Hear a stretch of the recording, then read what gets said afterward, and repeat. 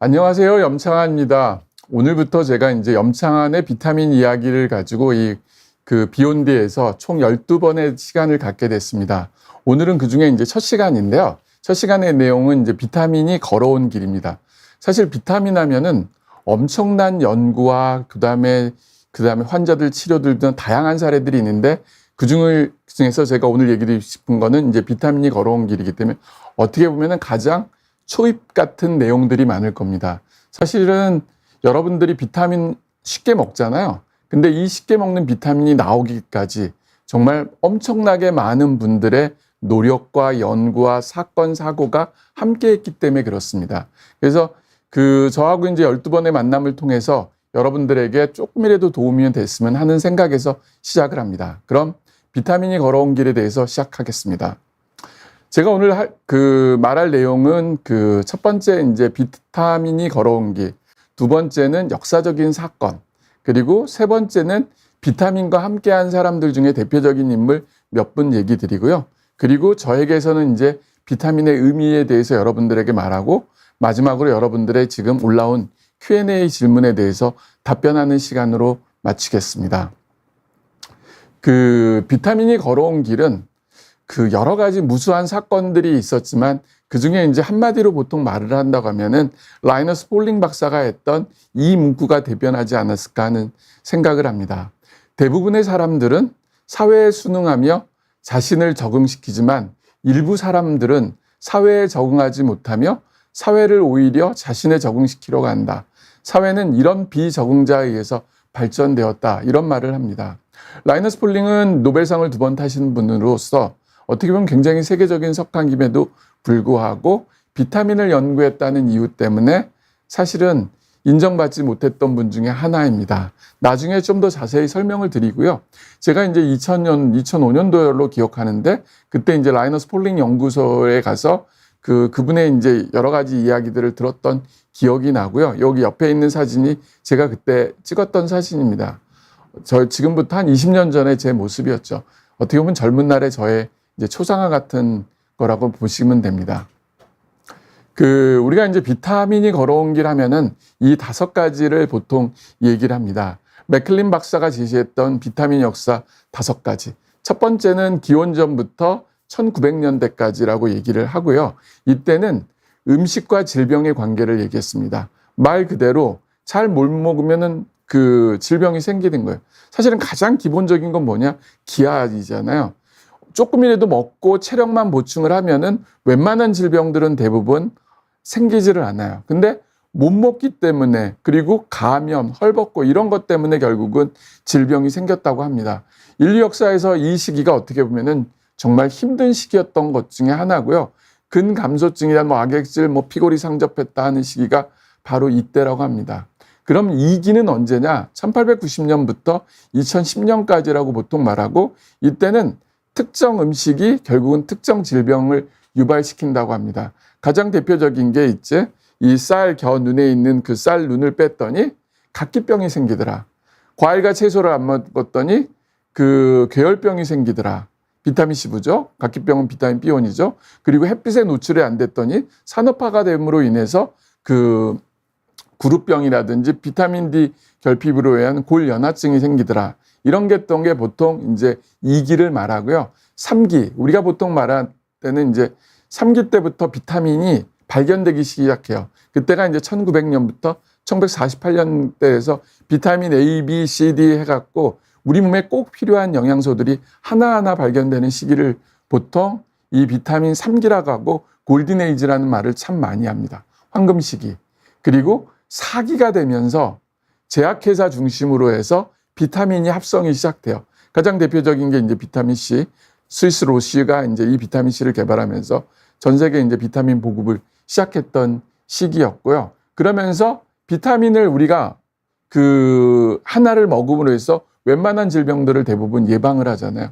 옛날에는 그 영양소를 하나 먹기 위해서 정말 하루에 접시, 과일과 채소 5접시 먹어야 된다. 식사를 이만큼 해야 된다. 근데 이 비타민이 나옴으로 인해서 한 알만 먹어도 되는 게 시작됐잖아요. 그래서 현대인은 젊었을 때는 영양제가 거의 필요가 없어요. 그렇지만은 나이가 들면 들수록 영양제가 필요합니다.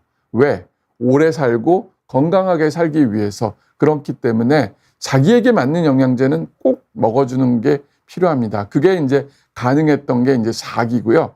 그리고 이제 5기는 언제냐면은 1955년부터 현재까지라고 합니다. 그리고 현재도 계속 진행형이라고 하는데 이때는 비타민의 다양한 효과들이 발견이 돼요.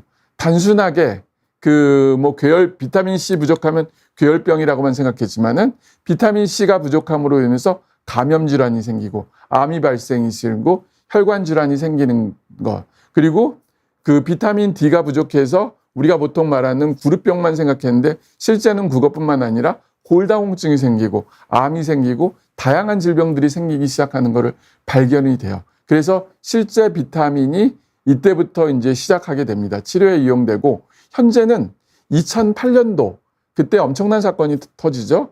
마이클 홀릭 교수가 비타민 D 결핍이라는 걸 발견하고 나면서 비타민이 결국은 단순한 영양제에서 치료제의 개념으로 넘어가는 시기가 바로 이 5기이고 현재는 계속 단계별로 가고 있습니다. 과거에는 그 근거 없고 필요 없고 이랬던 영양제가 지금은 꼭 필요하고 사람이 살아가는데 없어서는 안 되는 영양제가 됐던 게 이런 단계별의 과정들 때문에 그렇습니다.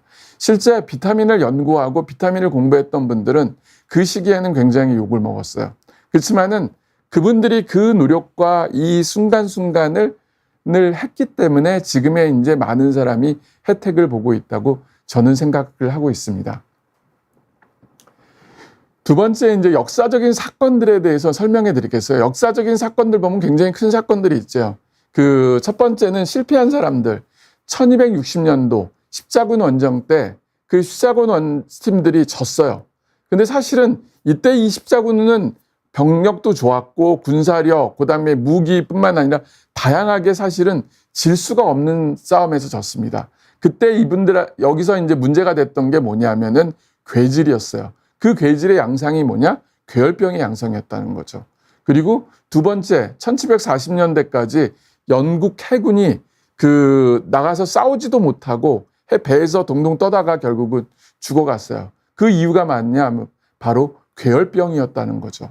그래서 사실은 비타민C 결핍으로 인한 괴혈병으로 영국 해군이 이제 싸우지 못했던 게 바로 이 사건들이었고, 그리고 성공했던 사람들을 보게 되면은 만리장성을 쌓았던 중국인, 그 엄청난 만리장성을 쌓았을 때 중국인들이 지치지 않고 했었던 거는 결국은 과일과 채소, 비타민C가 풍부한 거를 먹었기 때문에 그렇고요. 두 번째, 중국을 포함한 전 세계를 호령했던 몽고인, 유목민족이기 때문에 항상 이 유목민족들이 갖고 있는 과일과 채소 이런 것들이 있었기 때문에 가능했고요. 그리고 세 번째, 원거리 항해를 떠나는 바이킹이나 페르시아인, 국동아시아인들은 항상 과일과 채소, 비타민C를 포함한 다양한 비타민들을 비축하고 있었다는 거죠. 이게 이분들이 성공할 수밖에 없었던 거죠. 근데 이때까지만 해도 왜 그랬는지 아무도 몰랐어요. 그냥 뭔가가 신의 계시로 인해서 뭔가가 안 좋았기 때문에 이랬다고 생각을 했는데 그거를 깨뜨렸던 사건이 바로 제임스 린드 사건입니다. 인류 역사상 최초의 임상 연구이기도 한 이 제임스 린드 사건은 1747년 영국 해군 솔즈버드호에 승선한 제임스 린드란 해군 군의관이 병사들이 배에 타자마자 얼마 지나니까 막 시름시름 앓는 거예요. 그래서 이 병사들을 대상으로 6개 군으로 나눠서 실험을 했어요. 어떻게 보면 굉장히 기초적인 실험이지만 인류 역사상 문헌에 기록된 최초의 실험이었죠.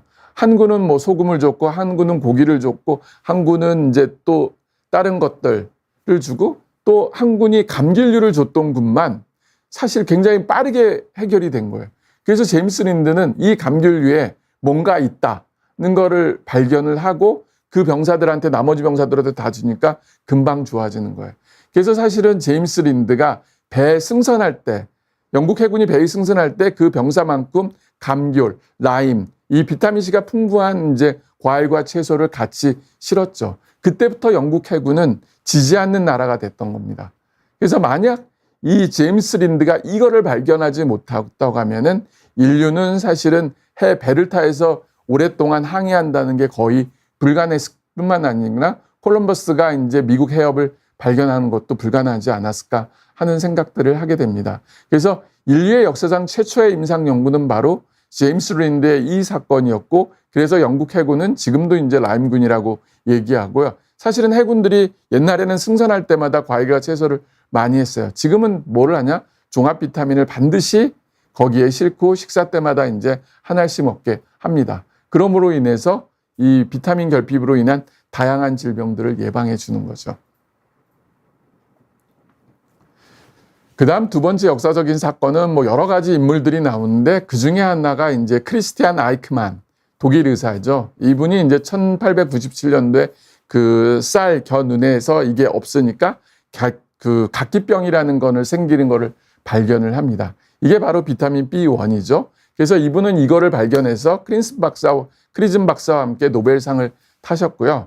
그 다음에 이제 1906년에 이제 프레드릭 호킨스라는 분이 이 우리 음식과 과일과 채소에는 정말 중요한 영양소가 있다는 걸 알고 그 형태가 아민이라고 생각해서 바이탈 아민이라고 이제 해서 비타민이라고 이제 정했어요. 근데 나중에 보니까 이 구조식이 아민이 아니기 때문에 이자를 빼서 비타민이 된 거죠. 그리고 이 호킨스와 펑크는 이 비타민 결핍 이론을 제시함으로 인해서 나중에 또 그 아이크만과 함께 이제 노벨상을 타셨습니다. 옛날에는 사실은 비타민 하나만 발견해도 노벨상을 탔어요. 근데 지금은 많은 분들이 이제 이 비타민에 대해서 부정 아닌 부정도 굉장히 많이고, 그리고 비타민에 대해서 잘 알지 못하는 분들이 비타민의 대가처럼 막 얘기하는 거 보면서 어느 때는 참 저는 이제 비타민만 지금까지 한 25년 연구하고 그리고 비타민 가지고 환자를 치료했던 의사잖아요. 그렇기 때문에 참 그런 걸 보면서 어느 순간에 뭔가 잘못 돌아가고 있는 게 아닌가 하는 생각을 합니다. 뭐든지 어떤 거에 대해서는 전문가에게 밀어주고 전문가의 의견을 들어주는 게 가장 좋습니다. 이 클레너 박사의 비타민을 공부하다 보면은 이제 유명한 인물들 중에 한 분이 바로 클레너 박사입니다. 클레너 박사는 이제 소아과 의사예요. 1949년도에 미국에서 소아마비가 엄청나게 이제 창궐 했습니다. 워낙 많은 환자들이 발생했고, 그때 이 클레너 박사가 소아마비 아이들한테 비타민C를 경구로 주고 주사로도 줬어요. 그랬더니 이 아이들이 엄청나게 빨리 회복이 되고 후유증도 안 생겼습니다. 그래서 그 당시에 이제 클레너 박사가 했던 말이 뭐냐면은 급성인 경우 비타민C가 적절한 용량으로 규칙적으로 투여한다면은 곧 회복될 것이라는 말을 합니다. 그래서 누구라도 먼저 이 소아마비 애들한테 비타민C를 주라고 호소를 했습니다. 이게 이제 클레너 박사의 외침인데요. 이 비타민을 공부하는 분들은 항상 이런 문구에 대해서 굉장히 관심을 많이 갖고 있습니다. 우리가 보통 의사들이 실수하는 건 뭐냐? RCT 연구에만 너무 맹말하지만 그것도 중요하지만 더 중요한 게 뭐냐? 쿠스마울의 법칙이에요. 침상의 결과가 과학의 결과보다 더 중요하다. 말 그대로 환자가 이 치료를 해서 낫으면은 그 이유가 있는데 우리는 그 이유를 RCT 연구가 없다고 해서 그냥 무시해버려요. 그렇지만은 어느 순간 되게 되면은 그게 밝혀지게 되는 거죠. 그 중에 가장 핵심은 저는 비타민이라고 항상 생각하고 있습니다. 그 다음으로 이제 라이너스 폴링 박사. 앞서 잠깐 얘기를 했던 분인데요. 라이너스 폴링 박사는 노벨상을 2번 타신 세계적인 석학입니다. 아인슈타인이 물리학의 아버지라고 하면 화학의 아버지는 라이너스 폴링 박사예요. 이분은 이제 노벨 화학상을 타고 그리고 이제 인류가 원자폭탄으로 인해서 인류가 망한다는 걱정 때문에 평화 전쟁 반대 운동을 했죠. 그래서 노벨 평화상을 타셨던 분인데 일본은 한 7번이나 갔는데 우리나라는 한 번도 모지를 못했어요. 사실은 그래서 저도 학생 때 거의 읽지를 못하고 이 비타민을 공부하면서 처음으로 라이너스 폴링 박사를 알게 됐습니다. 이분이 1966년도 뉴버그상이라고 해갖고 뉴욕에서 했던 화학상을 탄 시상식에서 이런 얘기를 해요. 내가 좀만 더 건강하면은 인류를 위해서 해줄 게 너무 많은데 내가 몸이 너무 안 좋아서 이것 때문에 참 걱정이다, 이런 얘기를 합니다. 그때 생화학자인 아윈스톤이라는 박사가 이분한테 편지를 씁니다. 라이너스 폴링 박사, 당신이 비타민C를 먹으면은 건강해지고 오래 살 텐데 뭐가 걱정이냐고. 그러면서 이제 이분한테 비타민C를 먹기를 얘기를 했죠. 라이너스 폴링 같은 정말 세계적인 석학이 이 환자가 아니고 죄송합니다. 그 아윈스턴 박사의 그 한마디 때문에 변화가 생길 수는 없었어요. 그래서 본인 스스로가 여러 가지 자료를 찾아보니까 정말 알게 모르게 엄청난 자료가 있었고, 사실 본인이 1940년도에 브라이트병이라는 이제 신장병을 알아요. 그때 신장내과 선생님이 이분한테 치료했던 게 바로 식이요법이었어요. 그럼 어떻게 보면 자연치료였거든요. 그걸 보면서 나도 옛날에 이런 자연치료를 했다는 걸 생각하고 비타민C가 본인에게 건강을 위해서 엄청난 거를 줄 거란 생각을 하고 비타민C 연구에 매진을 했죠. 그러므로 인해서 라이너스 폴링 박사는 어떻게 보면은 학계에서 좀 그 또라이라든지 이상한 말로써 이분이 이제 인정을 못 받는 시기가 옵니다. 그렇지만은 평생 본인이 비타민C 연구를 함으로써 인류에 어떻게 보면은 건강의 하나의 그 불씨를 심어줬지 않았을까 하는 생각이 듭니다. 그래서 사실은 이제 1968년도 사이언스에 비타민의 메가 용량, 메가도즈란 말을 처음 썼고요. 1970년도에 비타민C와 감기라는 책을 쓰므로 인해서 미국에서는 정말 엄청난 많은 분들이 비타민C를 먹기 시작했어요. 우리나라에서는 2000년도에 이황재 교수님께서 아침마당에 나가서 비타민C를 얘기해서 비타민C가 동났던 게 있지만은 그 전에 미국은 이미 벌써 1970년부터 이런 사건들이 있었습니다. 그리고 이 라이너스 폴링은 거기서 끝나는 게 아니라 그 유한 카멜론 박사와 함께 그 임상 연구를 합니다. 그래서 암 환자들한테 비타민C가 필요하다는 것을 계속하면서 어떻게 보면은 저도 라이너스 폴링 박사의 후예로서 계속 비타민 연구를 하고 그리고 암 환자를 치료하는데 서슴없이 계속 가고 있는지도 모릅니다. 이분이 이제 유한 카멜론 박사인데요. 사실은 유한 카멜론 박사는 스코틀랜드의 외과 의사예요. 근데 본인이 너무 많은 암 환자를 봤는데 사실은 대부분의 암 환자분들이 수술하고 재발하고 사망하는 거야. 거기에 대한 실망을 갖고 이 치료만 가지고는 안 되겠다는 생각을 가지고 찾았는데 그게 바로 이 비타민C였어요. 그래서 그 미국에 있는 라이너스 폴링과 스코틀랜드의 그 유한 카멜론이 만나면서 비타민C 암 환자에 대한 임상 연구를 처음을 합니다. 이때 라이너스 폴링은 유한 카멜론한테 RCT 연구를 하자고 제의를 해요. 근데 유한 카멜론은 절대 이중 냉검 실험을 할 수 없다고 합니다. 그 이유는 왜 그러냐? 내가 비타민C가 효과 있는 걸 아는데 내 환자한테 어떻게 위약을 먹일 수 있느냐 하면서 결국은 그 임상 연구를 안 하고 그냥 그 비타민C 치료를 하고 대신 그 대조군은 다른 병원 의사라든 동료 의사들이 치료하는 사람 꼭 그 대신 하게 됐죠. 그렇지만은 이제 그 결과만 가지고 굉장히 좋은 결과가 나와서 그걸 가지고 라이너스 폴링이 그 미국 NIH 국립보건원 NCI 그 암학회에다가 이제 비타민C 연구를 해달라고 이제 얘기를 했습니다. 그래서 이제 시작했던 게 바로 그 메이오 클리닉의 비타민 연구예요. 근데 메이오 클리닉의 비타민 연구는 실패를 했습니다. 그 이유는 뭐냐? 라이너스 폴링은 주사요법을 썼고 메이오 클리닉의 치료는 경구제만 썼다는 거죠. 그렇지만은 인류는 메이오 클리닉의 연구를 인정하고 라이너스 폴링의 연구는 인정하지 않았던 게 바로 이 엄청난 사건들이었었던 일입니다. 그거를 이제 뒤집었던 분이 바로 이 마크 레빈 교수예요. 미국 NIH의 그 국립보건원에 지금도 있으면서도 저도 이제 2000년도에 이제 그 마크 레빈 교수 연구소에 가서 이제 직접 만났는데요. 이때 이제 경구제가 아무리 좋아도 혈중 농도를 못 올려요. 그래서 결국은 우리가 치료 목적으로 할 때는 반드시 주사요법만 이제 필요하다는 거를 이제 처음으로 알려준 게 바로 2004년 애널 오브 인터널 메디슨에 실렸던 이 논문 한 편이에요. 이 논문이 나옴으로 인해서 비타민C가 다시 탄력을 받고 임상으로 이제 치료하기 시작한 거죠. 그 치료를 시작했던 분이 이제 이 두 분입니다. 한국에서는 박찬영 교수님이었고요. 미국에서는 리오단 박사님인데 박찬영 교수님은 이제 그 삼성서울병원 처음 생길 때 삼성서울병원에 이제 초대 종양내과 이제 그 과장님으로 오셔갖고 그때 비타민C 연구를 하셨어요. 임상 연구를 했는데 사실은 16명의 환자를 임상을 백혈병 환자를 해서 좋은 결과를 얻긴 했지만은 결국은 다 끝내지 못하고 미국으로 돌아가셔서 더 이상 삼성에서는 이제 하지는 않았고요. 그리고 이제 그 리오단 박사는 미국 캔사스의 리오단 클리닉을 하면서 암 환자를 치료했던 분. 그리고 오른편에 있는 이 이황재 교수님은 여러분들이 잘 아실 겁니다. 서울의대에서 그 비타민C 연구를 하시고 지금은 그 클리닉을 차리셔갖고 나와서 지금 암 환자들의 이제 비타민 치료를 본격적으로 하고 있습니다. 사실은 비타민 치료가 그 근거가 없다, 에비던스가 없다, 많은 그런 얘기들 속에서도 계속 이게 살아남는 건 왜 살아남느냐? 바로 임상 자료들이 계속적으로 나오기 때문에 그래요. 지금은 미국을 포함한 많은 나라에서 RCT 연구들이 이중맹목 실험들이 진행하고 있어요.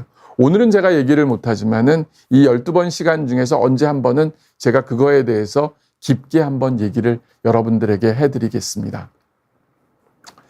저에게서 비타민C는 어떤 의미냐? 사실은 저는 제 전공이 원래는 이제 호스피스였어요. 말기 암 환자들 치료하는 게 제였다가 제가 이제 그 전공의 때 암 환자들을 치료하다 보니까 그때만 해도 우리나라에서는 진통제를 그 많은 용량을 못 써요. 지금은 이제 많은 용량을 써도 되지만 그 이유는 왜 그러냐면은 많은 용량을 쓰게 되다 보면은 환자들이 마약 중독에 생긴다고 해갖고 결국은 쓰지 못하고 환자들 보고 참으란 얘기를 참 많이 했던 시기가 바로 이때였습니다. 제가 이제 전공의 때가 이제 93년부터 96년도까지였으니까. 그래서 그거에 대한 이제 한계를 항상 갖고 있다가 책에서는 또 다른 내용이에요. 책에서는 정말 많은 용량을 쓰고 있어 갖고 그래서 제가 이제 저희 그 지도 교수님, 과장님한테 그리고 병원장님한테 과장님이 또 병원장님한테 허락해서 그 호주 플린더스 의대의 완화의학을 배우러 갑니다. 그때 이제 처음으로 알았는데 이 완화학이 사실은 세 가지를 얘기했습니다. 서포티브 온콜로지라고 해갖고 항암 방사선 수술할 때 잘 받게 도와주는 거. 프리벤티브 온콜로지라고 해갖고 암이 완치된 다음에 재발 방지를 하는 거. 그리고 세 번째가 이제 호스피스라는 거를 해서 말기암 환자가 임종할 때까지 도와주는 건데 실제 더 중요한 거는 뭐였냐? 바로 이런 과정들이었어요. 그때 저를 가르쳐줬던 플린더스 의대 완화학 교수에 있던 이언 머드 교수가 저한테 해줬던 말이 뭐냐면은 닥터염 환자를 볼 때 병원에 와서 환자를 보지 말고 가급적이면 가정을 한번 방문해 줘라. 그러면은 그 사람들을 이해할 수 있는 폭이 있을 거라는 그 얘기를 해줬습니다. 그래서 이언 머드 교수와 함께 진짜 가정을 방문해서 참 많은 환자를 봤던 게 저한테는 굉장히 큰 힘이 됐고 그러면서 제가 이제 돌아와서 제가 처음 했던 게 이제 가정 방문을 했었어요. 그리고 제가 군대 제대하고 나서 첫 직장이 그 모연 호스피스라고 가정 호스피스 하는 데서 이제 방문을 시작을 했는데요. 그때 제가 만났던 환자가 있었습니다.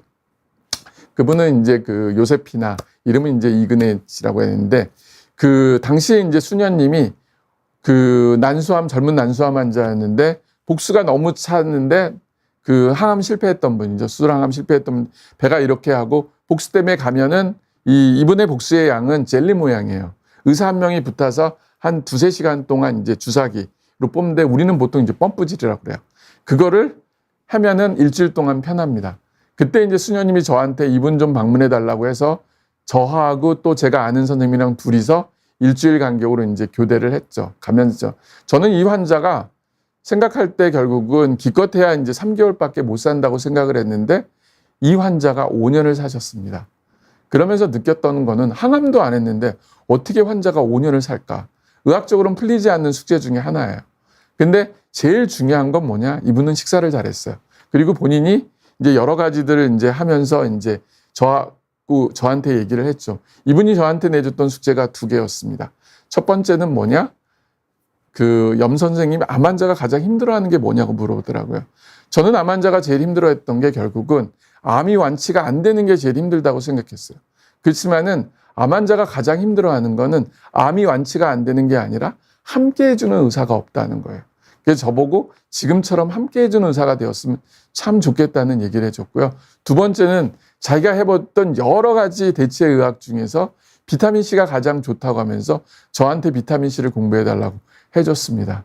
사실 저는 비타민C를 그 당시만 해도 몰랐어요. 그냥 학교 다닐 때 비타민C 부족하면 괴혈병 이것만 알았지 그 이상은 몰랐어요. 근데 이제 이 분의 얘기를 듣고 그리고 여러분들이 꼭 알아야 될 거는 말기 암 환자는 절대 거짓말을 안 해요. 실제. 그러면서 자기가 했던 여러 경험들. 환자들이 왜 거짓말을 안 하는, 자기가 이렇게 해서 좋아졌기 때문에 누군가는 자기를 통해서 또 좋아지기를 바라는 일부의 마음들이 있습니다. 그래서 이 환자의 약속 때문에 저는 그때부터 비타민C를 공부했고, 어떻게 보면 제 새로운 세상을 보게 된 것지도 모릅니다.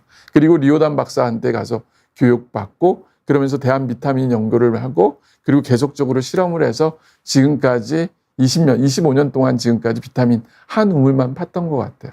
그게 저가 이제 환자하고 약속이었고, 저에게는 이 비타민은 엄청난 의미를 갖고 있고, 제가 나중에 의사생활하면서 끝난다고 하면은 더 이상 비타민을 해서 최선을 다했다는 모습을 환자한테 보여주고 싶은 제 이제 소망 중에 하나입니다. 그리고 두 번째 이제 그 일화 중에 리오단 박사가 했던 일화가 있어요. 리오단 박사가 본인이 한 번은 이제 알바를 하면서 비타민 혈중 농도를 체크했대요. 근데 하루는 비타민 혈중 농도가 0이 나왔다는 겁니다. 그러면은 그래서 비타민C를 먹고 또 검사를 했는데 또 0이 나왔대요. 그러다가 계속 먹다가 어느 순간부터 오르기 시작했다는 거죠. 근데 이분이 이제 생각해 보니까 며칠 전에 거미에 물렸다는 거예요. 말 그대로 어떤 그 사건이 터지면은 우리 몸에서 가장 많이 소모되는 게 비타민C라는 거죠. 근데 우리가 비타민C를 먹었다 하더라도 이 혈액 속에 있는 비타민C가 어떻게 발이 달린 동물이 아니고 뭐가 아닌데 어떻게 저기까지 갈까? 그런 생각을 항상 내 머릿속에서가 잊혀지지 않았습니다. 근데 리오단 박사가 그렇다고 하니까 그런 줄 알았죠. 그 다음에 2009년도에 또 하나 저한테 이제 사건이 터져요. 제가 서울성모병원 교수로 있을 때 미국에 있는 어떤 과학자분이 저를 찾아왔어요. 그분은 전공이 뭐냐면은 폐섬유화증을 연구하시는 분이에요. 그러면서 자기가 여러 가지 연구를 했는데 그 폐섬유화증을 치료할 수 있는 방법이 비타민C라는 거예요. 그러면서 비타민C를 폐까지만 운반해 주면은 반드시 병을 치료할 수 있다는 거예요. 그러면서 자기가 미국에 있는 과학자라든지 의료진들한테 암만 얘기를 해도 이 사람들은 대화가 안 되는데 우연찮게 저에 대해서 그 기사를 보고 알게 되고 미국에서 이제 저를 찾아서 오면서 종이 한 장을 주고 가셨습니다. 그래서 그때 저하고 이제 성대 이제 이석찬 교수님하고 둘이서 그분하고 이제 만나서 얘기를 들었던 기억이 나는데, 그러면 진짜 항상 이 문제, 어떻게 하면 비타민C를 폐까지 옮겨줄까? 그런 고민들을 항상 머릿속에 있었죠. 그러다가 이제 알게 된 게 바로 SVCT2라는 수성체였어요. 뭐냐 하면은 우리가 그 꽃가루를 운반해 주는 게 꿀벌이잖아요. 그러면서 인류를 뭐 변화시키고 뭐 하는 것처럼 비타민C 혈액소, 우리가 SBCT1이라는 게 있고 2가 있습니다. SBCT1은 뭐냐? 비타민C를 먹어서 위에서 흡수돼서 혈액으로 옮겨주는 거예요. 그럼 이 혈액에 있는 비타민C를 그 면역세포, 암세포, 다양한 뭐 감염 이런 데로 옮겨줄 수 있는 건 뭐냐? SVCT2라는 거죠. 그래서 SVCT2가 높은 사람들이 결국은 비타민 치료에 대해서 효과가 있다는 걸 알고 지금은 이제 이 검사를 통해서 환자들을 치료하고 있습니다. 어떻게 보면 이 25년이라는 시간이 저에게는 정말 항상 어떤 꼬린 지점을 가기 위한 하나의 길이었던 것 같아요. 여기까지 오기 위해서 어떻게 보면은 라이너스 폴링, 그전에는 클래너, 이런 여러 가지 선생님, 제임스 린드, 이런 사람들이 계속적인 연구가 끊기지 않고 갔기 때문에 여기까지 오지 않았나 하는 생각이고요. 저에게는 그래서 비타민을 포기하지를 못하고 계속 꾸준히 가고 결국은 어느 순간에 뭐 정지가 될지는 모르겠지만은, 그리고 제가 실패를 하더라도 제 후배 의사들이라든지 후배 과학자들이 결국은 거기서부터 다시 시작해서 언젠가는 비타민을 포함한 비타민C를 포함한 다양한 비타민들이 인류 건강을 위해서 꼭 필요한 시기가 올 거라는 그런 생각들을 합니다. 오늘은 좀 얘기가 길어졌는데요. 오늘의 주제가 이제 비타민이 걸어온 길이었고요. 이 과학들을 보게 되면은 여러분도 보면 이 그림들이 많이 나와요. 이때 가장 첫 번째 이 그림을 보면 옛날에 고전에서는 사실은 의사가 해부학도 하고 그리고 애도 받고 수술도 하고 막 이런 걸 같이 했어요. 그러다 보니까 감염에 대한 개념이 없다 보니까 여러 사람들이 죽었던 거죠. 그거를 발견해 줬던 분이 누구냐? 제멜로 아이스라는 헝가리의 산부인과 의사예요. 근데 그분은 그 당시에 그거를 말했다는 것 때문에 의료계에서 추방이 됐죠. 근데 나중에 그분이 맞다는 걸 알고 헝가리 부다페스트에 가면은 제멜와이스 동상이 있습니다. 그리고 그분을 받들은 진짜 찬양하는 여성들의 이제 동상이 있고, 헝가리에서 유명한 대학이 제멜와이스 대학이라고 저는 알고 있습니다. 역사는 항상 어떤 사건 사고를 통해서 그 시대는 그분들의 노력, 비록 성공한 사람도 있지만은 실패한 사람들의 경험과 결과를 통해서 그 다음 세대가 발전하고 지금까지 이런 과정을 통해서 여기까지 왔던 거고, 지금은 비타민이 단순한 영양제가 아니라 치료제의 개념으로 갔던 거는 바로 검사를 통해서 가능해지기 때문에 그렇습니다. 그래서 여러분들이 어떤 영양제를 먹던 어떤 거를 할 때는 반드시 전문가와 상의해서 하는 게 가장 좋습니다. 그냥 뭐 본인이 이런저런 하다 보면, 사실 병원에 오다 보면은 영양제 갖고 20-30개 갖고 오는 분들이 있어요. 왜 먹냐고 하면은 그냥 방송에서 이거 좋다 먹고 저거 좋다 그러다 먹게 되면서 하다 보니까 실제로 자기한테 도움이 되는 것보다는 도움이 안 되는 것들을 많이 경험하는 경우가 있습니다. 실제 먹어야 되는 이유가 있으면은 거기에 맞는 영양제를 먹으면은 정말 좋은 효과를 얻는다고 저는 생각하고 있습니다. 네, 지금 한 31분 됐고요. 앞으로 한 14분 정도 남았는데, 그때까지 여러분들이 지금 올라온 질문에 대해서 제가 하나하나 위에서부터 이제 읽어드리겠습니다. 네, 영양제일님인 것 같고요. 안녕하세요. 비타민 관련 방송 꼭 필요했어요. 감사합니다. 비슷한 나이대 친구들은 비타민을 먹었을 때 개운한 느낌이라든가 변화를 느낀다고 하는데 저는 그런 걸 못 느껴요. 굳이 먹어야 할까요? 약 먹는 게 귀찮아요. 예, 영양제일님이 이제 그 얘기 드렸는데요. 사실은 그 영양제를 먹고 효과가 있는 사람이 있고 효과가 없는 사람이 있어요. 효과가 있는 사람들은 그 이유가 있거든요. 그래서 그 영양제를, 맞는 영양제를 먹었기 때문에 효과가 있는 거고, 효과가 없는 분들은 그게 꼭 필요한 영양제인가를 한번 생각해 보세요. 내가 굳이 그 영양제를 먹어서 효과가, 친구 따라 강남 간다는 생각해서 먹은 거는 결국은 좋은 효과를 못 얻는 경우들이 많습니다. 그리고 모든 사람들이 같은 체질이 아니에요. 그렇기 때문에 그 효능 효과는 각각 다릅니다. 제가 이제 비타민을 가지고 환자를 치료하고 비타민을 가지고 이런저런 얘기들을 많이 하지만은 그 중에서 사실은 효과를 보는 사람들이 있고 효과를 못 보는 사람도 의외로 많습니다. 그렇기 때문에 영양제님도 본인이 지금 먹고 있는 영양제가 지금 본인한테 필요한지를 꼭 확인해 보고, 필요하다고 하면은 왜 효과가 없는지를 한 번 정도 생각해 보고, 그게 아니라면은 다른 영양제를 한번 찾아봐도 됩니다. 그리고 거기에 맞게 이제 하는 것도 도움이 되고요. 네, 그 다음에 이제 아침 햇살님께서 안녕하세요 인사드리고요. 그 다음에 집에서 정기적으로 죄송합니다. 요거구나. 집에서 정기적으로 부족한 비타민 양을 확인할 수 있는 방법이 있을까요? 했는데요. 사실은 이제 비타민 양을 정기적으로 확인할 수 있는 방법들은 없어요. 제일 쉬운 것들을 이제 보통 말하는 게 비타민 C. 비타민 C는 이제 보통 이제 소변 스틱이 있습니다. 그래서 비타민을 며칠 안 먹으면은 이제 비타민이 부족해서 스틱에서 비타민이 검출이 안 돼요. 그러면은 부족하다는 걸 이제 알 수 있고요. 그리고 그 외에 이제 다른 비타민들은 사실은 혈액 검사를 통해서만 할 수 있기 때문에 알 수 없고, 대신 이제 본인의 증상을 가지고 확인하는 경우들이 있어요. 어떤 때 이제 제일 대표적인 게 비타민 C죠. 비타민 C를 먹음으로 인해서 내가 피로가 덜 생긴다. 근데 비타민 C를 안 먹었으니까 또 피로가 생긴다. 이런 걸 가지고 이제 표현을 하기 때문에 혹시라도 내가 메모를 해주면 됩니다. 메모를 통해서 이건 이것저것 짰다 보면은 그때 내가 부족했네? 그럼 그걸 먹으면서 찾는 거고, 검사를 통해서 집에서 할 수 있는 거는 비타민 C 소변 검사 이외에는 없는 것 같아요. 네, 고래밤님께서 비타민 섭취 시간 조절을 하면 흡수율이 달라지나요?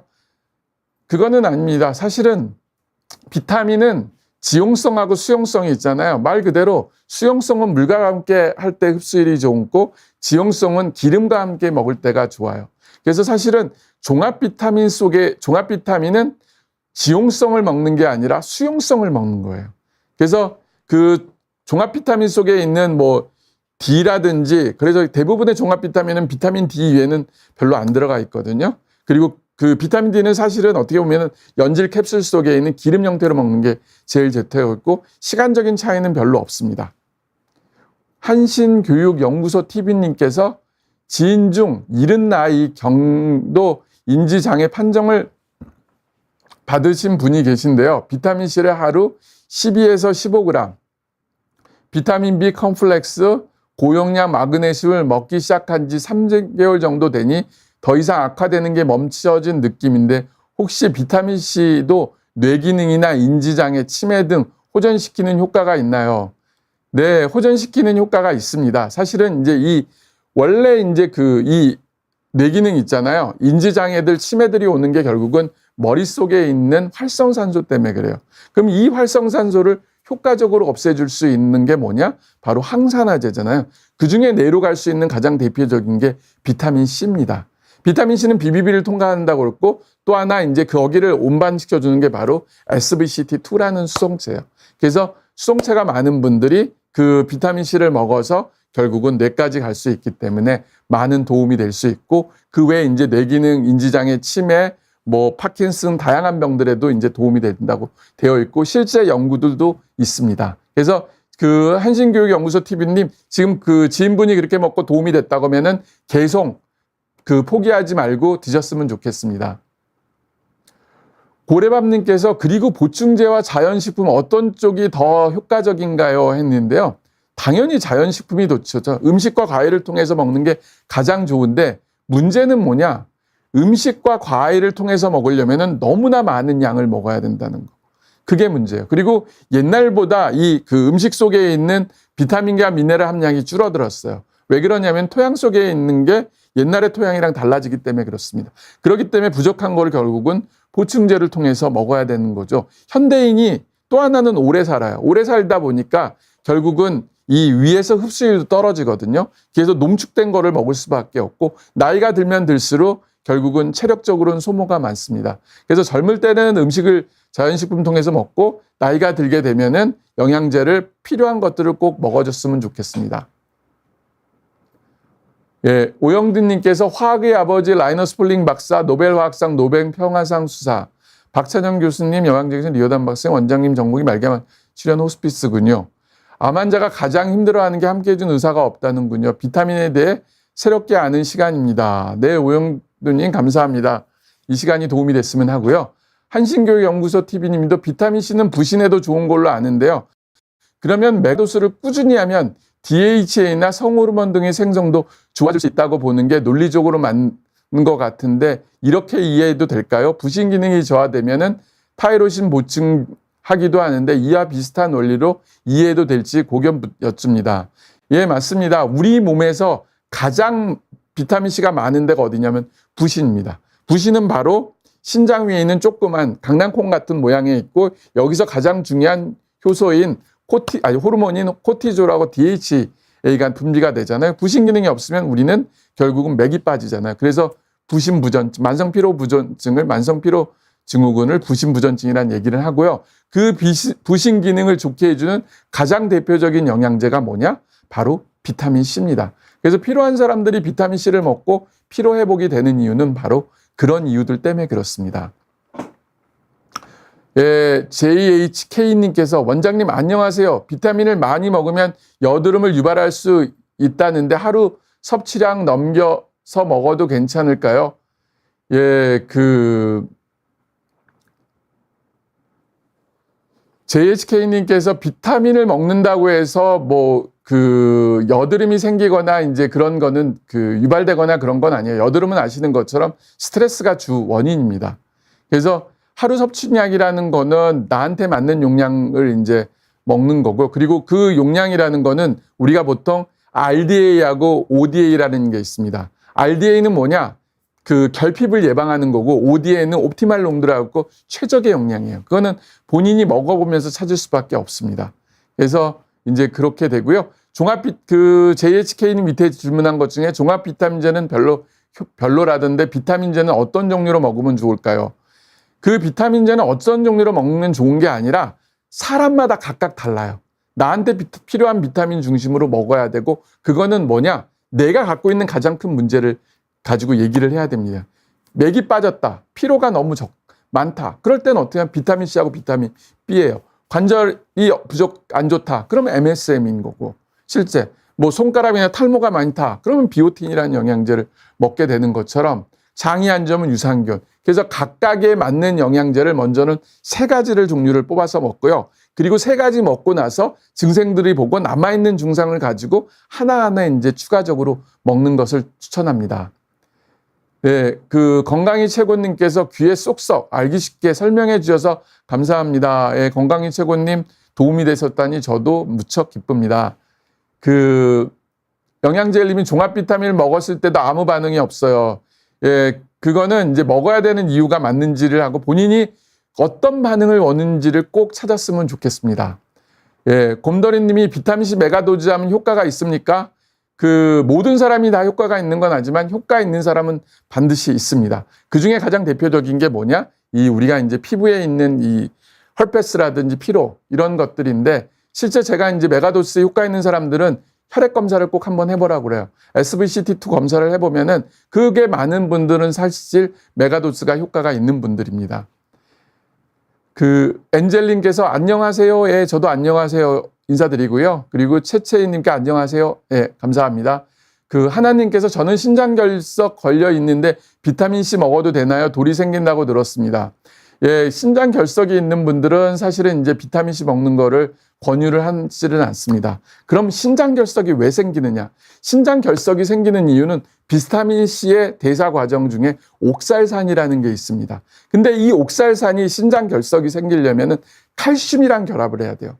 그럼 이 칼슘이 어디에 있느냐? 원래 우리 몸에 칼슘을 먹게 되면 우리는 뼈로 다 들어가야 돼요. 이 칼슘이.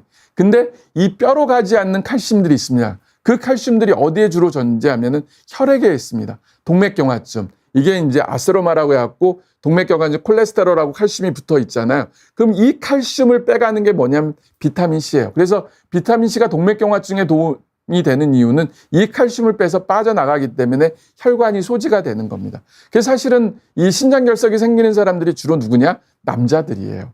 그리고 술 많이 먹는 분들.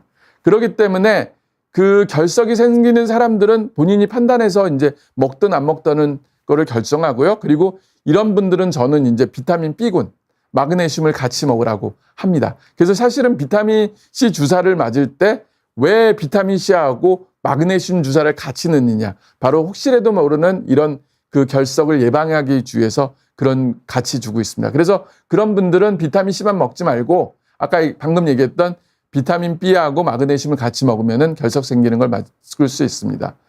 예, 최채인님께서 읽기가 되게 어려운데요. 그 선생님 제가 지금 1일 1회만 먹으면 되는 고함량 비타민 B를 먹고 있어요. 간에 무리가 갈까 걱정이 되어서요. 이런 종합 비타민은 몇 달을 먹고 희약기를 갖는 게 좋을까요? 했는데요. 비타민 B군은 특별하게 간에 무리를 주지를 않습니다. 그래서 드셔도 되고요. 종합 비타민이라는 거는 내가 식사를 통해서 충분히 음식을 섭취가 되면은 안 먹어도 돼요. 근데 그게 부족하게 되면은 먹는 게 좋습니다. 그래서 2009년도에 하버드에서 말하는 음식 피라미드가 있습니다. 그 음식 피라미드에 보면은 꼭 먹어야 되는 영양제가 현대인이 영양제가 2가지가 있는데 하나가 종합 비타민이고 하나는 비타민 D예요. 그래서 저는 굳이 희약기를 두고 희약기를 굳이 들 필요는 없다고 생각하고 있습니다. 예, 카나님, 네, 비욘디님 감사합니다. 윤와인이님께서 안녕하세요. 예, 저도 인사드리고요. 곰돌이님께서 염창한 박사님 비타민C 메가도즈하면 고혈압과 당뇨 수치도 내려갈까요? 모든 환자가 다 그렇지는 않지만은 메가도즈를 하면 고혈압 당뇨 환자들도 도움이 되는 거는 맞습니다. 예, 최재인님께서 다음번에 제가 시간 날 때 왜 그런지에 대해서 그 고혈압 당뇨가 떨어지는 데 대해서 설명드리겠습니다. 질문이 하나 더 있습니다. 요즘 비타민C를 사 먹으면 영국산 원료 있어서 더 비싸면서도 좋다고 하는데요. 비타민C의 원료 원산지도 잘 확인해 보고 사는 게 좋을까요? 예, 맞습니다. 사실은 이제 비타민C는 영국산하고 중국산 2개밖에 없어요. 그래서 사실은 가장 추천하는 거는 저의 입장에서 영국산 DSM이고 파인 파우더를 이제 추천은 하고 있습니다. 그거는 이제 물에 녹여보면은 왜 다른지를 확인해 낼 수 있고, 저도 이제 그 제품을 매일같이 하루 뭐 2개라도 4에서 6g 정도를 꾸준히 지금 10년 이상 먹고 있습니다. 한신교육연구소 TV님께서 고견 감사합니다. 언제나 응원합니다. 예, 이렇게 응원해 주셔서 정말 감사하고요. 건강이 최고님께서 피곤하면 1년에 두세 번 입술에 헐피스가 올라옵니다. 비타민C가 효과가 있을까요? 네, 효과가 있습니다. 한번 드셔보세요. 예, 네, 감사합니다. 최재인님께서도 감사합니다 하고요. 예, 오영도님 질문을 마지막으로 해서 끝내겠습니다. 예, 오영도님, 콩팥 기능이 떨어지는 사람은 비타민C 먹는 거 조심해야 하나요? 비타민C 영국 것이 더 좋다고 하는데 그런가요? 했는데요. 이 콩팥 기능이 떨어진 분들은 사실은 신장내과 선생님이랑 상의를 하시고 그 비타민C를 먹는 게 좋습니다. 왜 그러냐 하면은 비타민C가 크게 문제는 되지는 않지만은 신장이라는 게 그 기능이라는 게 어느 정도 떨어지는지를 모르기 때문에 저는 가급적이면은 신장내과 선생님이랑 상의하고 드시라고 이제 얘기를 드리고요. 그 비타민C 외국 것이 더 좋다고 하는데 그런가요? 했는데요. 비타민C는 영국산하고 중국산 두 개밖에 없기 때문에 영국산 DSM 파인 파우더를 선택해서 드시면 됩니다. 예, 윤희님께서 예, 비타민C 메가도즈 복용할 때 속이 울렁거려서 포기했어요. 어떻게 하면 울렁거림을 줄일 수 있는가요? 조금씩 식사와 함께 드셔보세요. 그러면 대부분 없을 거고 그래도 안 되면은 뭐 방법이 없겠죠. 하나님께서 비타민 B 좋은 건 뭐가 있을까요? 했는데요. 비타민 B가 좋은 거는 특별한 건 없고 함량이 높은 거를 중심으로 드시면 됩니다. 네, 제가 얘기한 거는 여기까지고 질문도 거의 다 올라온 것 같습니다. 오늘도 이제 총 46분 시간이 갔긴 했는데 사실은 오늘이 이제 첫 시간이었기 때문에 제가 했던 게 좀 어떻게 보면은 좀 옛날 얘기들, 스토리 같은 얘기긴 하지만은 그래도 여러분들에게 좀 도움이 되면 좋겠고요. 비타민C가 그냥 단순한 영양제가 아닙니다. 이거는 사람을 살리기 위해서 우리 몸에 꼭 필요한 거예요. 그래서 우리가 보통 5대 영양소 하잖아요. 단백질, 탄수화물, 지방을 3대 영양소라고 하죠. 그거는 뭐냐? 칼로리를 만드는 거. 그리고 비타민과 미네랄은 뭐예요? 이 칼로리가 제대로 들어와서 우리 몸에 대사하는 과정에 꼭 필요한 거죠. 그래서 만약 비타민이 없다고 하면은 사람은 살 수가 없습니다. 그렇기 때문에 여러분들도 오늘 하루 비타민을 먹고 영양제를 먹을 때 이것의 의미를 생각하면서 드세요. 그러면 반드시 효과는 있을 거고 누가 먹으라고 해서 먹는 거는 절대 아닙니다. 나한테 꼭 필요한 거를 필요하면은 전문가와 상담해서 드시면은 정말 좋은 효과를 낼 거라고 저는 생각하고 있습니다. 네, 오늘 시간 같이 해줘서 정말 감사드리고요. 2주에 또 여러분과 함께 이 시간에 만나봤으면 좋겠습니다. 감사합니다.